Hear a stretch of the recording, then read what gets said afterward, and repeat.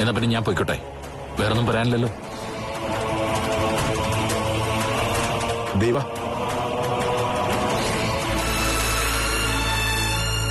കണ്ണൻ നിന്നോടൊന്നും പറഞ്ഞിട്ടില്ലല്ലോ എന്നെ പറ്റി. എന്തെങ്കിലും പറയാനുണ്ടോ? ഏയ്, അങ്ങനെ പ്രത്യേകിച്ചൊന്നുമില്ല. ആ, അരുൺ സാറോ? ആരുടെ ഇത്? ഇതിന്റെ ഏട്ടനാ, ജീവേട്ടൻ.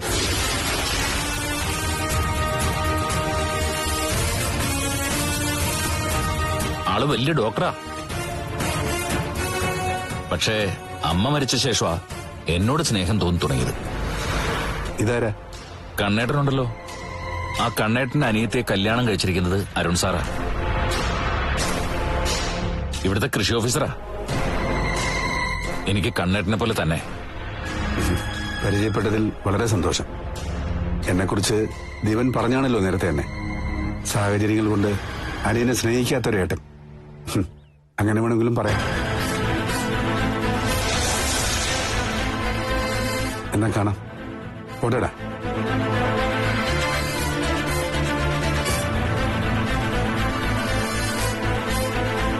നിന്റെ ഏട്ടനതല്ലേ? അതെ. കണ്ണേട്ടനുമായിട്ട് അയാൾ വലിയ അടുപ്പത്തിലല്ലേ? എന്റെ വീട്ടിൽ കണ്ണേട്ടൻ വന്നപ്പോഴാ ജീവേട്ടനെ കണ്ടത്. പിന്നെ നടന്ന കാര്യങ്ങളൊക്കെ ഞാൻ സാറിനോട് പറഞ്ഞല്ലോ. അന്ന് ഞാൻ പ്രമാണത്തിൽ ഒപ്പുവെക്കായിരുന്നത് കണ്ണേട്ടൻ പറഞ്ഞോണ്ടാ. അതിനുശേഷം പിന്നെ കാര്യങ്ങളൊക്കെ മലക്കം മറിഞ്ഞു. കണ്ണേട്ടന് മുന്നിൽ വെറും പൂച്ചയാ എന്റെ ഏട്ടൻ. പൂച്ച എന്ന് പറഞ്ഞു? എന്റെ സാറേ, സാറിന്റെ അപ്പച്ചിയും കണ്ണേട്ടനും കണ്ട ശേഷം എന്തായിരുന്നു അവസ്ഥ? അതിനുശേഷമല്ലേ സാറിന്റെ അപ്പച്ചി കാർത്തൂന്റെ മുന്നിലൊക്കെ തല കുമ്പിട്ടത്, കാർത്തൂനെ മകളെ പോലെ സ്നേഹിച്ചു തുടങ്ങിയത്. അതുപോലെ തന്നെ എന്റെ ഏട്ടൻ എന്ന് കണ്ണേട്ടനെ കണ്ടു തുടങ്ങിയോ അന്നു മുതൽ ഏട്ടൻ എന്റെ മുമ്പിൽ താന്നു തുടങ്ങി. കണ്ണേട്ടൻ ജീവേട്ടനെ ഭയക്കുന്നത് പോലെ. എന്നാൽ അതിന്റെ കാരണം എന്താണെന്ന് ഇതുവരെ എനിക്ക് പിടികിട്ടിട്ടില്ല. അപ്പൊ നിന്റെ ഏട്ടൻ കണ്ണേട്ടനെ ഭയക്കുന്നുണ്ടല്ലേ? ആ, എന്ന് വേണം കരുതാൻ. കണ്ണേട്ടന് ഇപ്പൊ ഒരു 10 ലക്ഷം രൂപ വേണമെന്ന് പറഞ്ഞാലും എന്റെ ഏട്ടൻ കൊടുക്കാൻ തയ്യാറാ. എന്തോ ചില ഭയങ്ങൾ അങ്ങേരുടെ ഉള്ളിൽ കിടപ്പുണ്ട്. അത് കണ്ണേട്ടനും ജീവേട്ടനും മാത്രമേ അറിയൂ. നീ അതറിയാൻ ശ്രമിച്ചില്ലേ? പിന്നെ ശ്രമിക്കാതിരിക്കൂ? ഞാൻ ചോദിച്ചു കണ്ണേട്ടന്റെ അടുത്ത്. പക്ഷെ ഇതുവരെ കണ്ണേട്ടൻ അതിനെപ്പറ്റി എന്നോടൊന്നും പറഞ്ഞിട്ടില്ല. എന്നാ പിന്നെ ഞാനൊന്ന് കണ്ണേട്ടനെ കാണാം. എന്നിട്ട് എന്താ ഇതിനിടയിൽ നടക്കുന്നതെന്ന് ചോദിക്കാം. എന്തെങ്കിലും പറയുകയാണെങ്കിൽ എന്നോടൊന്ന് പറയണേ. പറയേണ്ടതാണെങ്കിൽ പറയും.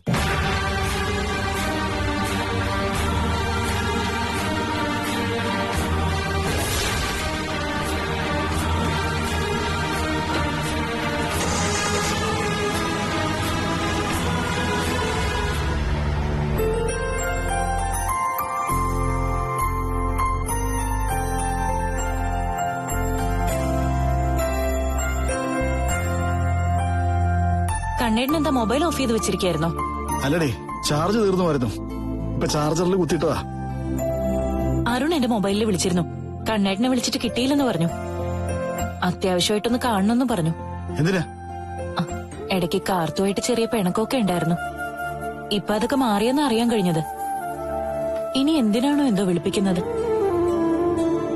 ഇവിടിപ്പോ എല്ലാവരും ഓരോരോ രഹസ്യങ്ങൾ മനസ്സിൽ വെച്ചുകൊണ്ട് നടക്കുകയാണല്ലോ. ചോദിച്ചു കഴിഞ്ഞാൽ ചൂടാവും. ചൂടാവും. എടി, ഞാൻ നമ്മുടെ ജീവിതത്തിനിടയില് എന്തെങ്കിലും നിന്റെ അടുത്തുനിന്ന് മറച്ചു വെച്ചിട്ടുണ്ടോ? ഇനി അങ്ങനെ എന്തെങ്കിലും ഉണ്ടെങ്കിൽ തന്നെ അതിന് വ്യക്തമായിട്ടുള്ള കാരണം ഉണ്ടാവും. അത് നിനക്കും അറിയാം. ഇനിയിപ്പൊ ഞാൻ എന്തെങ്കിലും മറച്ചു പിടിച്ച് നടക്കുന്നതുകൊണ്ട് നിനക്ക് എന്തെങ്കിലും ദോഷം ഉണ്ടെങ്കിൽ നീ അതിനെ ചോദ്യം ചെയ്യണം. അല്ലെങ്കിൽ അതിനെ പറ്റി സംസാരിക്കരുത്. കണ്ണേട്ടൻ എന്റെ അടുത്തുനിന്ന് ഒന്നും ഒളിച്ചിട്ടില്ല. അതുകൊണ്ടാ ചെറിയൊരു സംശയം വന്നപ്പോ അതറിയാനുള്ള ആകാംക്ഷ കൂടിയത്. ഞാൻ മാത്രമല്ലല്ലോ, പലരും കണ്ണേട്ടനെ ഇപ്പൊ ചോദ്യം ചെയ്യുന്നില്ലേ? അരുണിന്റെ അപ്പച്ചി എന്നെ കണ്ടപ്പോ മുതല് കാർത്തൂനെ സ്നേഹിച്ചു തുടങ്ങി. അവരുടെ സ്വഭാവത്തിൽ നല്ല മാറ്റം വന്നു. അതാണ് ഇപ്പൊ എല്ലാവർക്കും സംശയമായിരിക്കുന്നത്. എന്നാൽ അതൊരു നല്ല കാര്യമല്ലേ എന്ന് ചിന്തിക്കുന്നില്ല. കാർത്തൂനെ പഴയതുപോലെ അപ്പച്ചി വെറുത്തിരുന്നെങ്കിലോ? സ്ഥിരമായിട്ട് ഇവിടെ വന്ന് നിന്നെ കാർത്തു. വലിയൊരു അപകടം ഒഴിഞ്ഞു പോയെന്ന് ചിന്തിക്കാതെ എല്ലാവരോടും എന്നെ ചോദ്യം ചെയ്തുകൊണ്ടിരിക്കുക. ഞാൻ ഇനി ഒന്നും ചോദിക്കുന്നില്ല. തീർന്നല്ലോ പ്രശ്നം. ചോദിക്കരുതെന്നല്ല, ചോദിക്കണം. പക്ഷെ എന്നിട്ട് ഇങ്ങനെ അലട്ടരുത്.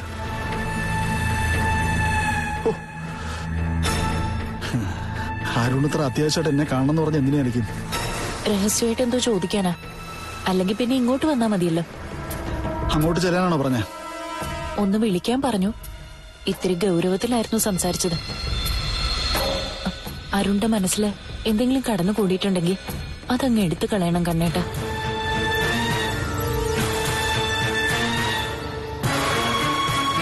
അരുൺ എന്തായാലും വ്യക്തമായ കാരണമൊന്നുമില്ലാതെ കാർത്തുമായിട്ട് പിണങ്ങി നടക്കത്തൊന്നുമില്ല. ഇടയ്ക്ക് അരുണിന്റെ അമ്മ വിളിച്ചപ്പോഴും പറഞ്ഞിരുന്നു രണ്ടാളും തമ്മിൽ വഴക്കാണെന്ന്. എന്താ കാരണമെന്ന് കാർത്തുവിനോട് ചോദിക്കാനും പറഞ്ഞു. ഞാൻ ചോദിച്ചപ്പോ എന്നോടൊന്നും പറഞ്ഞില്ല. പിന്നെ ഇപ്പൊ എല്ലാം പരിഹരിച്ചെന്നാ രാവിലെ വിളിച്ചെന്നോട് പറഞ്ഞേ. ആ ആശ്വാസത്തിലാ ഞാൻ.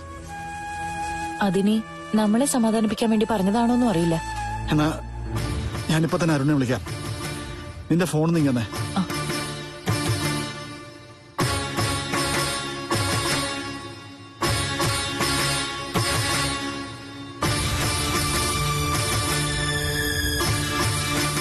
കണ്ണേട്ടാ, അതെ, പുറത്തു പോവാണെങ്കിൽ ഭക്ഷണം കഴിച്ചിട്ട് പോയാ മതി. ആദ്യം കാര്യം എന്താണെന്നറിയട്ടെ.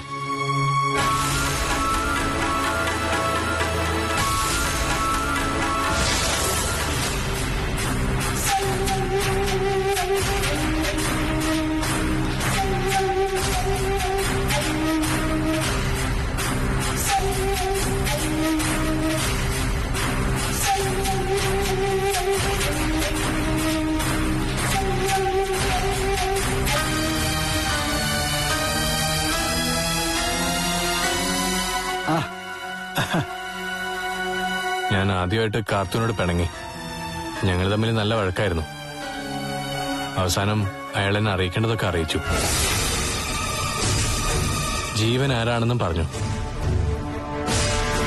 എന്നാൽ അതിലുപരി മറ്റൊന്നുകൂടി അറിയാൻ പറ്റി. ഈ പറഞ്ഞ ജീവൻ ദീപന്റെ ഏട്ടനാണെന്ന്.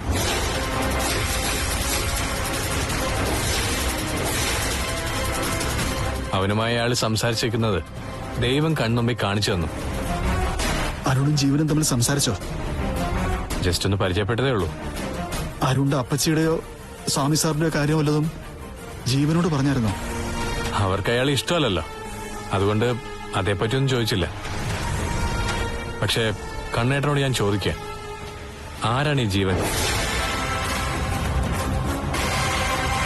അത് പിന്നെ എന്റെ അപ്പച്ചിയും മുത്തച്ഛനും അറിയുന്നത് കണ്ണേട്ടനേക്കാൾ മുന്നേ അറിയേണ്ടവനെ ഞാൻ. എന്ന കാർത്തു കണ്ട ഫോട്ടോ ഒരിക്കലും ഞാൻ മുത്തച്ഛന്റെ വീട്ടിൽ വെച്ച് കണ്ടിട്ടില്ല. അങ്ങനെ ഒരാളെ ഈ അടുത്ത സമയത്തല്ലാതെ അതിനു മുമ്പ് ഒരിക്കൽ പോലും കണ്ടിട്ടുമില്ല. ഇപ്പൊ കാർത്തു അയാൾക്കറിയാന്നൊക്കെ പറഞ്ഞു തന്നു. ഇനി കണ്ണേട്ടൻ അറിയാവുന്ന പറയണം. എനിക്കും ഇത്രയൊക്കെ അറിയാവൂ വരണേ. അപ്പോ എല്ലാം അറിയാവുന്നുള്ളത് മുത്തച്ഛനും അപ്പച്ചിക്കുമാണല്ലേ?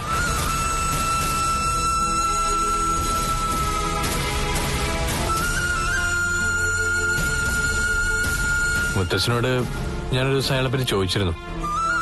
പക്ഷെ എനിക്ക് വ്യക്തമായ മറുപടി ഒന്നും കിട്ടിയില്ല. അതുകൊണ്ട് മുത്തച്ഛന്റെ അരികിലേക്ക് ഞാൻ പോകുന്നില്ല. ഞാൻ നേരെ അപ്പച്ചി കാണാൻ പോവാം.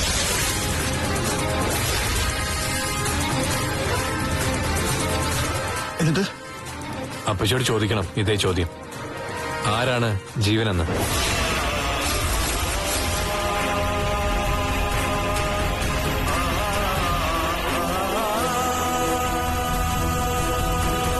എന്താ കണ്ണേട്ടാ ചോദിക്കണ്ടേ? ആ പേരൊരിക്കലും അരുണിന്റെ അപ്പച്ചിയോട് ചോദിക്കരുത്.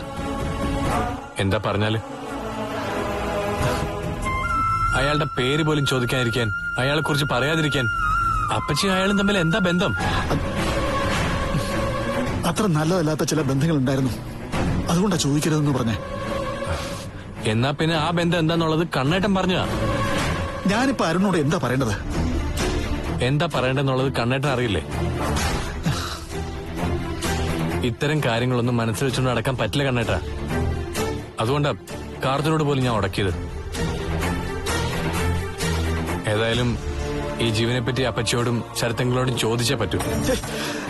അത് വേണ്ട, അദ്ദേഹത്തിനോട് നിന്നെ ചോദിക്കുന്നേ.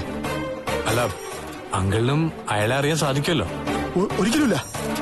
അദ്ദേഹത്തിന് ജീവനെ അറിയില്ല. അദ്ദേഹം ഈ ജീവനെ കുറിച്ച് അറിയാൻ പാടില്ല, അതുകൊണ്ടാ. അതെന്താ കണ്ണേട്ടാ അങ്ങനെ? അത് വലിയ പ്രശ്നം ഈ ജീവൻ.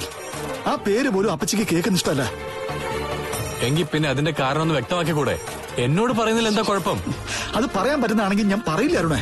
ഞാൻ പറയില്ലെന്ന് വാക്ക് കൊടുത്തു പോയതാ. കണ്ണേട്ടൻ ഇനി ഒന്നും പറയണ്ട. ഞാൻ അപ്പച്ചി വിളിച്ചിട്ട് അങ്ങോട്ട് പോവാ. അങ്കിളിന് അറിയാൻ പാടില്ലാത്ത കാര്യമാണെങ്കിൽ പുറത്ത് വെച്ച് അപ്പച്ചിയുടെ നാവിന്ന് എനിക്കത് അറിയണം, ഈ പറഞ്ഞ ജീവനെ പറ്റി. വേണ്ട, അയാളെ പറ്റി അപ്പച്ചിയോട് അരുൺ ചോദിച്ചു കഴിഞ്ഞാൽ പിന്നെ അപ്പച്ചി എന്ത് ചെയ്യുന്നു പറയാൻ പറ്റില്ല. സ്വന്തം ജീവിതം പോലും അവസാനിപ്പിച്ചെന്ന് വരും.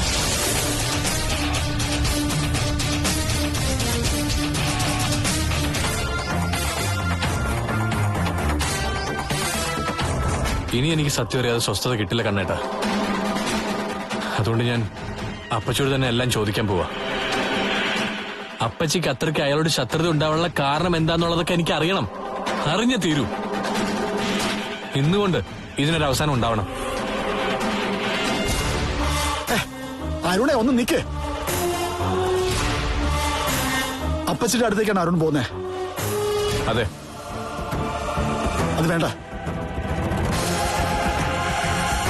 എന്തുകൊണ്ട്? കണ്ണേട്ട എന്താണെങ്കിലും അതെനിക്ക് അറിഞ്ഞേ പറ്റൂ. പറയാം, ഞാൻ പറയാം. ഇനിയൊന്നും മറച്ചു വെച്ചിട്ട് കാര്യമില്ല. അരുണ് ഇപ്പോഴെങ്കിലും ഈ സത്യം അറിഞ്ഞില്ലെന്നുണ്ടെങ്കിൽ എപ്പോഴെങ്കിലും അരുണിന്റെ മുത്തശ്ശനെയും അപ്പച്ചിയും ഈ കാര്യം പറഞ്ഞ് ശല്യം ചെയ്യും. എനിക്കറിയാം. അതുകൊണ്ടത് ഒഴിവാക്കിയേ പറ്റൂ. അവനൊരു ചതിയനാ ഡോക്ടർ ജീവൻ. ദീപന്റെ സ്വഭാവമൊന്നുമല്ല, സ്നേഹിക്കുന്നവരെ കടിച്ചു കുടയുന്ന ഒരുത്തനാ. ഇത്രയൊക്കെ പറയുമ്പോ തന്നെ ഏതാണ്ടൊക്കെ എനിക്ക് മനസ്സിലാക്കാൻ പറ്റും. അയാളും എന്റെ അപ്പച്ചിയും തമ്മില് മുമ്പെന്തെങ്കിലും ബന്ധമുണ്ടായിട്ടുണ്ടോ?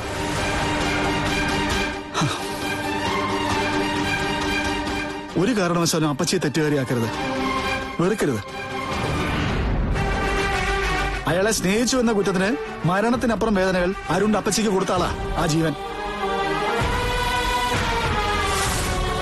സ്നേഹിച്ചിരുന്ന സമയത്ത് അരുണിന്റെ അപ്പച്ചിക്കൊരു തെറ്റ് പറ്റിപ്പോയി. ആ തെറ്റൊരു കുഞ്ഞായിട്ട് അപ്പച്ചിയുടെ വയറ്റിൽ വളർന്നു.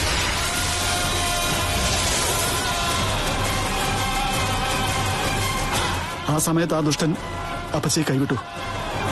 ഇത്രയേ എന്നോട് സ്വാമി സാറ് പറഞ്ഞിട്ടുള്ളൂ. ഇനിയൊന്നും ഞാൻ മറച്ചു വയ്ക്കുന്നില്ല. അങ്ങനെ പറയാനൊരു കാരണമുണ്ട്. ജീവൻ അരുണിന്റെ അപ്പച്ചിക്ക് കൊടുത്ത കുഞ്ഞ് ജനിച്ചു. ആ കുഞ്ഞിനോട് ആ സമയത്ത് ജീവനോടുള്ള അതേ വെറുപ്പായിരുന്നു അപ്പച്ചിക്ക്. അതുകൊണ്ട് ആ കുഞ്ഞിനെ കളയാൻ തീരുമാനിച്ചു. അട്ടപ്പാടിയിലെ വനത്തിലൂടെ സ്വന്തം അച്ഛനോടൊപ്പം യാത്ര ചെയ്യുന്ന സമയത്ത് ആ കുഞ്ഞിനെ മുന്നും പിന്നും നോക്കാതെ കാട്ടിലേക്ക് കളഞ്ഞു. അന്ന് ആ സംഭവത്തിന് ഒരാള് മാത്രമായിരുന്നു സാക്ഷി. ആ ആളാ പിന്നെ ആ കുഞ്ഞിനെ കോരിയെടുത്തതും വളർത്തിയതുമൊക്കെ.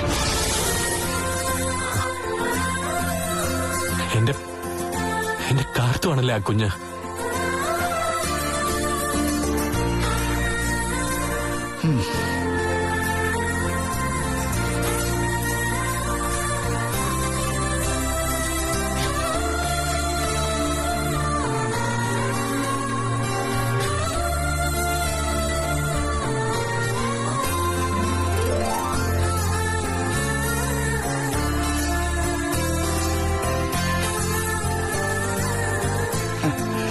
ചുമ്മാതൊന്നുമല്ലടോ എന്നെ കണ്ടപ്പോ അരുണിന്റെ അപ്പച്ചി മാറിയത്.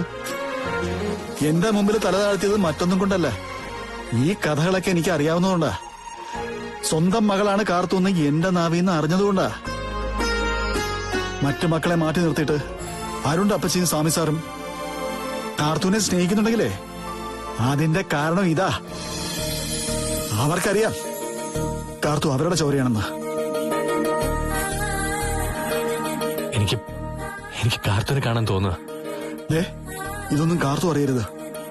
അതുപോലെ ഞാൻ അരുണിനോട് കഥകളൊക്കെ പറഞ്ഞെന്ന് അപ്പച്ചിയും സ്വാമി സാറും അറിയാനും പാടില്ല. ഞാനിതൊക്കെ അവരോട് പറയോ കണ്ണേട്ടാ? അരുണിപ്പോ അപ്പച്ചിയോട് വെറുപ്പുണ്ടോ? ഒരിക്കലുമില്ല. സ്നേഹം കൂടിയിട്ടേ ഉള്ളൂ. അപ്പൊ എന്റെ അപ്പച്ചന്റെ മകളെ തന്നെ ഞാൻ വിവാഹം കഴിച്ചിരിക്കുന്നത്. അത് അപ്പച്ചന്റെ ഉള്ളിൽ സത്യമുള്ളതുകൊണ്ട് ദൈവമായിട്ട് എന്നെ അയാളുടെ അടുത്ത് എത്തിച്ചതാ. അതുകൊണ്ടാ ഞാൻ ഈ നാട്ടിൽ വന്നതും കാർത്തൂനെ കണ്ടതും ഒക്കെ. ഞാനും ആ വഴിക്കൊക്കെ ചിന്തിച്ചിട്ടുണ്ട്. എനിക്ക് കാർത്തൂനുടനെ കാണണം കണ്ണേട്ടാ. കണ്ണേട്ടൻ വാ, വീട്ടിൽ വിട്ടിട്ട് ഞാൻ പോയിക്കോളാം. വേണ്ട, അതൊന്നും വേണ്ട. വാ കണ്ണേട്ടാ, ഞാനിവിടെ നിന്ന് പോയിക്കോളാം. വാ. അത് പറ്റില്ല, ഞാൻ വീട്ടിൽ വിട്ടിട്ട് പോയിക്കോളാം. വാ. ഇങ്ങോട്ട് വാ കണ്ണേട്ടാ. വിടരുണേ, എനിക്ക് ഇവിടുന്ന് ബസ് കിട്ടരുണേ. അത് സാരല്ല, കേറ് കണ്ണേട്ടാ.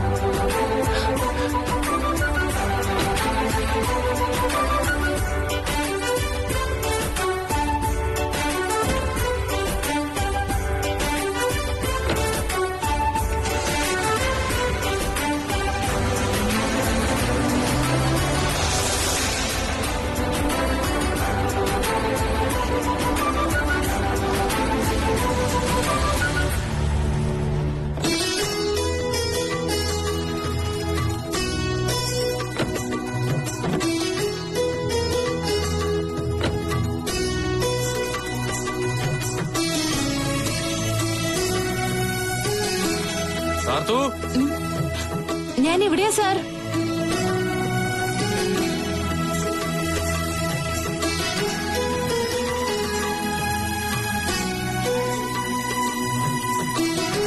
എന്താ കയ്യിലൊരു കവറ്? നല്ല അടിപൊളി ഒരു സാരിയാ. എനിക്ക് ഒരുപാട് സാരി ഉണ്ടല്ലോ. അതൊക്കെ അവിടെ ഇരിക്കട്ടെ. താൻ ഇതും എടുത്ത് വേഗം റെഡിയാവും. നമുക്കൊരിടം വരെ പോണം. നമ്മൾ എവിടേക്കാ പോന്നേ? അതൊക്കെ സസ്പെൻസാ. ഞാൻ എന്റെ മനസ്സിലുള്ളത് വെളിപ്പെടുത്തിയതിന് എനിക്ക് തന്ന സമ്മാനാണോ ഈ സാരി? അയ്യടാ, അതിന് സാരി വാങ്ങി തരേണ്ട കാര്യമൊന്നുമില്ല. ഇതങ്ങനെയല്ല. ഇന്നെന്തോ എനിക്ക് ആകെ ഒരു സന്തോഷം. കണ്ണേട്ടനെ കണ്ടായിരുന്നോ? കണ്ടിരുന്നു. അയാളെ പറ്റി തിരക്കിയോ? തിരക്കി, പക്ഷെ കണ്ണേട്ടൻ വ്യക്തമായിട്ടൊന്നും പറഞ്ഞില്ല. അപ്പൊ സന്തോഷം ഉണ്ടാവേണ്ടതല്ലോ. പിന്നെ മുത്തശ്ശനെ അപ്പച്ചിയോ കണ്ടിരുന്നോ? അവരെ ഒന്നും കണ്ടില്ല. എങ്കി പിന്നെ ഈ സന്തോഷത്തിന്റെ കാരണം എന്താന്ന് പറ. ഞാനൊരു പറമ്പിൽ ആദ്യത്തെ തൈ നട്ടു. ഇപ്പൊ അവിടെ ചെന്ന് നോക്കിയപ്പോ അതിങ്ങനെ പൂത്തുലഞ്ഞു നിൽക്കുക. ആ പറമ്പിന്റെ ഉടമസ്ഥന് നല്ല ലാഭം കിട്ടുന്നുള്ള കാര്യം ഉറപ്പാ. അയാൾ എനിക്കൊരു കവറിലിട്ട് ദാ ഇതിരിക്കട്ടെ എന്നും പറഞ്ഞ് ബലമായിട്ട് എന്റെ പോക്കറ്റിലിട്ട് വന്നു. എനിക്ക് ഈ കൈക്കൂലി വാങ്ങുന്നൊന്നും ഇഷ്ടമല്ല. പക്ഷെ അയാൾ ഒരു തരത്തിലും അത് തിരിച്ചു വാങ്ങുന്നില്ല. അതിന് വാങ്ങിയ സാരിയാ ഇത്. പിന്നെ ഞാൻ ചെയ്ത പ്രവൃത്തി വിജയിച്ചതിൽ സന്തോഷമുണ്ട്. എനിക്കും ഇന്ന് നല്ല സന്തോഷം തോന്നിയ ദിവസാ. സാറിനോടെല്ലാം പറഞ്ഞു കഴിഞ്ഞപ്പോ മനസ്സിനകത്തെ ഭാരം അങ്ങ് പോയി. ഞാനെല്ലാം പറഞ്ഞതിന്റെ പേരില് കണ്ണേറ്റിന് എന്നോട് ദേഷ്യം എന്തെങ്കിലും ഉണ്ടോ? ഒരിക്കലുമില്ല. ഈ ശ്വാസമുട്ടൽ അവസാനിപ്പിച്ചതില് കണ്ണേട്ടനുണ്ട് ആഹ്ലാദം. എന്നാ പിന്നെ പെട്ടെന്ന് ഒരുങ്ങ. സാരി തനിക്ക് ചേരുന്നതാ, അതിനൊത്തു തന്നെ ഒരുങ്ങണം. എത്ര ഒരുങ്ങിയാലും ഞാൻ മാറത്തൊന്നുമില്ലല്ലോ. ഭംഗിയായിട്ട് ഒരുങ്ങിയ ചെറിയ മാറ്റങ്ങളൊക്കെ ഉണ്ടാവും. ചെല്ല് എടോ, വേഗം റെഡിയാവ്.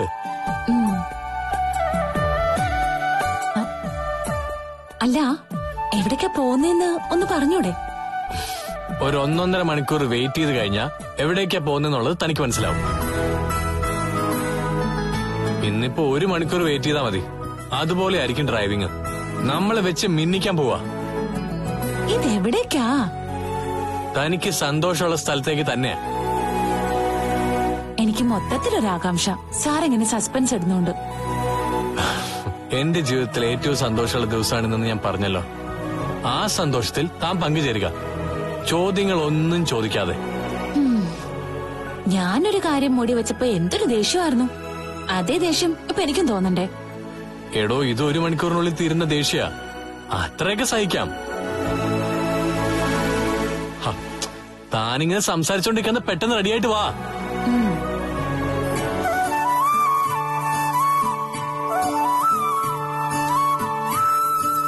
എന്റെ അപ്പച്ചിയുടെ മകള്, എന്റെ സ്വന്തം ഉറപ്പെണ്ണ്.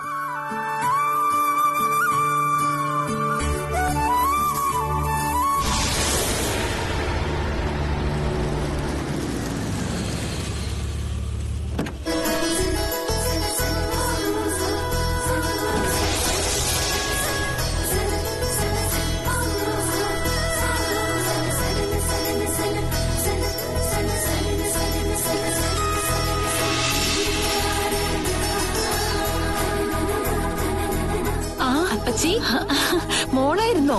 ഒട്ടും പ്രതീക്ഷിച്ചില്ല. വിളിക്കാതല്ലേ വന്നേ? പുതിയ സാരിയാ?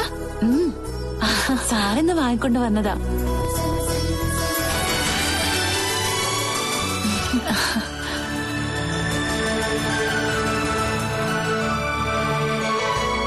നീ എന്താടാ എന്നെ ഇങ്ങനെ നോക്കുന്നേ? ഇതുവരെ കണ്ടിട്ടില്ലാത്ത പോലെ. ഇങ്ങനൊരു അപ്പച്ചിയെ ഞാൻ ആദ്യമായിട്ട് കാണുക. അതെന്താ നീ അങ്ങനെ പറഞ്ഞത്? അല്ല, അത് പിന്നെ ഓരോ ദിവസം കഴിയുമ്പോഴും കാർത്തൂനോടുള്ള അപ്പച്ചിയുടെ സ്നേഹം കൂടിക്കൂടി വരിക. അതൊക്കെ അവിടെ നിക്കട്ടെ. നിങ്ങൾ തമ്മിലുള്ള പിണക്കം മാറിയോ? മാറിയതറിയിക്കാനല്ലേ ഇയാളെയും കൂട്ടി ഞാൻ ഇങ്ങോട്ട് വന്നേ. എന്തായിരുന്നു നിങ്ങൾ തമ്മിലുള്ള പിണക്കം? വെറും സൗന്ദര്യ പിണക്കം. ഇയാൾക്ക് ഈയിടെയായിട്ട് സൗന്ദര്യം കുറഞ്ഞു പോയോന്ന് എനിക്കൊരു തോന്നൽ. പോടാ. എന്റെ മോൾക്കേ സൗന്ദര്യം ഒന്നും കുറഞ്ഞു പോയിട്ടില്ല. അമ്മയും മകളും. ഞാൻ അറിയാത്ത അപ്പച്ചിയുടെ മറ്റൊരു മുഖം. നീ എന്താ ആലോചിക്കുന്നേ? ഹേയ്, ഒന്നുമില്ല. ആഹാ, എത്തിയോ? രണ്ടാളും തമ്മിലുള്ള പിണക്കം മാറ്റിയെന്ന് അറിയിക്കാൻ വേണ്ടി വന്നതാ. കേട്ടോ മോളെ, സ്വന്തം മക്കൾ പിണങ്ങിയാലും ഇയാൾക്ക് ഇപ്പൊ കുഴപ്പമില്ല. പക്ഷേ നിങ്ങൾ തമ്മിൽ വഴക്കുണ്ടായെന്ന് അറിഞ്ഞപ്പോ മുതല് ഇയാളുടെ മനസ്സമാധാനം പോയി. ഇന്നലെ രാത്രി ഒന്നും ഉറങ്ങിയിട്ടേ ഇല്ല. ദോഷം പറയരുതല്ലോ. ഇയാളുടെ ഈ സ്വഭാവം കൊണ്ടാ മക്കളിപ്പോ അമ്മയിൽ നിന്ന് അകന്നു പോകുന്നു. അപ്പച്ചി എന്നെ കൂടുതൽ സ്നേഹിക്കണ്ട. അത് മഞ്ജു അടുത്തേക്കും മാളുവിനും ഒട്ടും ഇഷ്ടപ്പെടില്ല. എടോ, എന്ന് കരുതി അപ്പച്ചിക്ക് തന്നെ സ്നേഹിക്കാൻ തോന്നിയാ സ്നേഹിക്കാതിരിക്കാൻ പറ്റുമോ? എങ്കിലും മക്കള് കാണുക അതിന്റെ ഡോസ് ഒന്ന് കുറയ്ക്കുന്നത് നല്ലതാ. അതാ ഞാനും പറഞ്ഞത്. അതിന് എനിക്ക് പറ്റണ്ടേ മോളെ? ഞാൻ എത്ര ശ്രമിച്ചിട്ടും മോൾ എന്റെ മനസ്സിലേക്ക് ആർത്തലച്ചു വരിക. അതെന്തുകൊണ്ടാണെന്ന് എനിക്ക് മനസ്സിലാവുന്നില്ല. പക്ഷെ അത് എനിക്കിപ്പോ ശരിക്കും മനസ്സിലായി. ഈ പറയുന്ന ഒന്നും നമ്മുടെ മക്കള് കേൾക്കണ്ട. ഓണത്തിന് പോലും കാർത്തൂനൊപ്പമായിരുന്നു ഇയാളും ഇയാളുടെ അച്ഛനും.